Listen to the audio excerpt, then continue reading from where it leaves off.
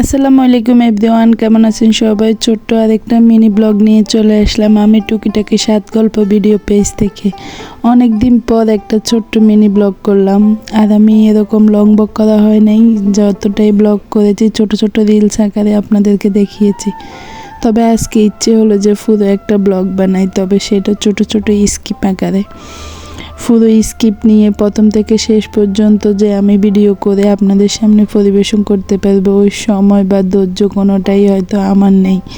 কারণ আমি একজন সাংসারিক মানুষ, সেদিক থেকে বাচ্চা আছে, সেদিক থেকে সব চিন্তা করতে গেলে ওইভাবে সময় নিয়ে ভিডিও করা হয় না। ছোট ছোট স্কিপগুলো নিয়ে হয়তো আপনাদের সাথে একটু শেয়ার করি। যারা আমার পেজটা সামনে যাবে, ভিডিওটা সামনে যাবে, অবশ্যই একটা লাইক, ফলো, শেয়ার দিবেন আর পুরো ভিডিওটা দেখবেন। আজকে আমি সন্ধ্যার নাস্তার জন্য এখানে বানিয়েছি গরম পেঁয়াজু, আর সেই সাথে বানাবো মোগলাই, আর সর্বশেষে থাকবে চা।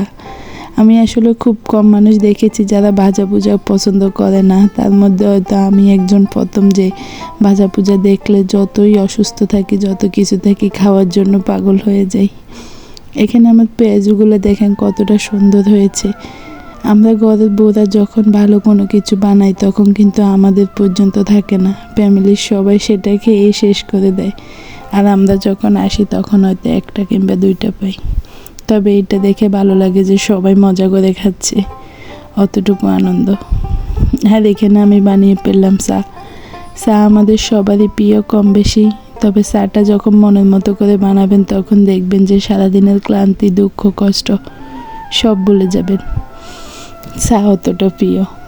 আর আমি চায়ের সাথে কফি মিশাই, কারণ চায়ের সাথে আপনি একবার কফি মিশিয়ে দেখবেন চাটার মজা দ্বিগুণ হয়ে যায়।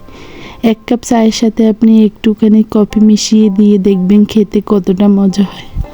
মাশাআল্লাহ, আমার চায়ের কালারটা অনেক সুন্দর হয়েছে, অনেক মজা হয়েছে। সবাই দেখবেন। আর যারা আমার পেজটা সামনে যাবে অবশ্যই একটা ফলো দিবেন, আর যারা ইউটিউব চ্যানেল থেকে দেখতেছেন অবশ্যই একটা সাবস্ক্রাইব করে দিবেন। আজকের ভিডিওটা এই পর্যন্ত। ভালো লাগলে পরবর্তী কোনো ভিডিওর জন্য কমেন্ট করবেন, আপনাদেরকে দেওয়ার চেষ্টা করবেন। আর সন্ধ্যার নাস্তার সাথে আপনাদের এই ছোট্ট মিনি ব্লগটা শেয়ার করলাম। আল্লাহ হাফেজ, ভালো থাকবেন সবাই।